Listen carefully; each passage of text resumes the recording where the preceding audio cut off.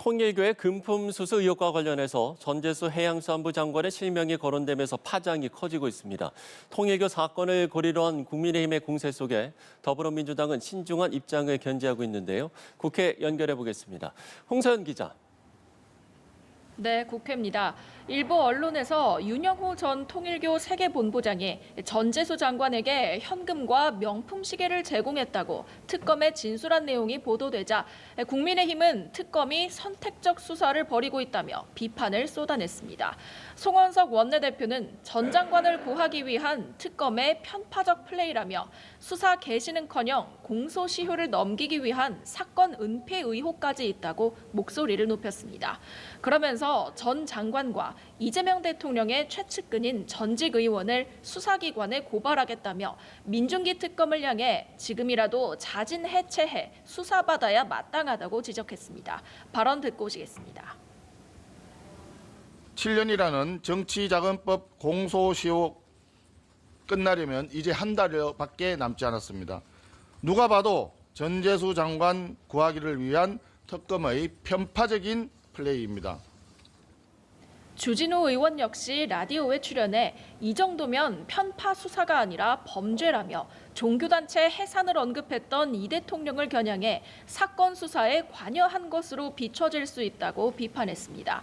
반면 민주당은 파문 확산을 경계하면서 일단 사태를 주시하는 신중한 입장을 유지하고 있습니다. 일부 의원들을 중심으로는 관련 의혹을 철저히 해명하자는 정면 돌파 필요성도 제기됩니다.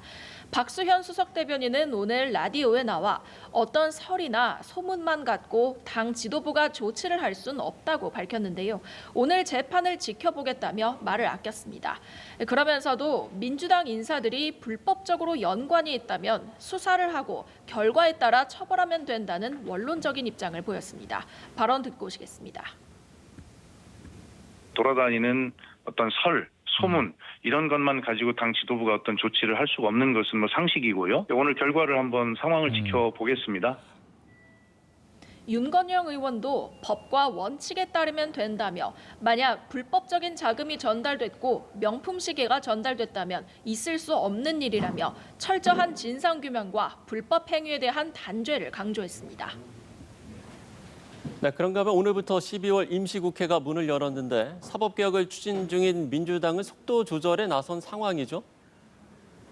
네, 민주당 안팎에서 사법개혁안의 위헌 논란이 계속되면서 관련 논의를 더 이어가기로 하는 등 일단 숨고르기에 들어간 모습입니다. 내란 전담 재판부 설치를 1심이 아닌 항소심부터 적용한다거나 내란범의 사면 제한 규정을 삭제하는 방안이 검토 중인 걸로 확인됐습니다. 이 대통령도 어제 민주당 투톱과의 만찬에서 개혁 입법은 국민 눈높이에 맞게 처리되면 좋겠다고 주문한 만큼 당장 사법개혁의 무리한 강행은 없을 것이란 관측이 나옵니다. 다만 정청래 대표는 오늘도 내란 세력 척결을 거듭 강조하며 사법개혁 의지에는 변함이 없음을 강조했습니다. 정 대표는 우리도 과거 나치를 청산했던 독일처럼 해야 한다며 사법적 청산과 경제적 청산, 문화적 청산까지 흔들림 없이 나아가야 한다고 말했는데요. 그러면서 사법적 청산도 시작에 불과한 수준이고 사법부의 방해 책동도 우리가 보고 있다며 사법부 비판을 이어갔습니다. 네, 국민의힘은 오늘부터 천막 농성에 돌입했죠. 그렇습니다. 어제 본회의 필리버스터에 나선 데 이어 오늘부터 국회 본관 앞에서 천막 농성을 시작했는데요. 민주당이 추진 중인 쟁점 법안들을 이른바 8대 악법으로 규정하고 법안 처리를 총력 저지하고 나선 겁니다. 국민의힘은 민주당의 사법개혁안을 사법파괴 5대 악법으로 유튜버 징벌적 손해배상제 등은 이른바 국민 입틀막 3대 악법이라고 주장하고 있습니다. 장동혁 대표는 사법부가 무너지면 민주주의가 무너지는 건 지극히 당연하다며 그래서 사법파괴 5대 악법은 반드시 막아야 한다고 목소리를 높였습니다. 국민의힘이 필리버스터에 이어 천막 농성까지 나선 건 사실상 정부 여당의 입법 추진을 막을 수 있는 뾰족한 수가 없기 때문으로 풀이됩니다. 지방선거를 6개월 앞두고 야당이 전면적인 여론전에 돌입한 가운데 여야 간 연말 강대강 대치 국면은 피할 수 없을 전망입니다. 지금까지 국회에서 전해드렸습니다.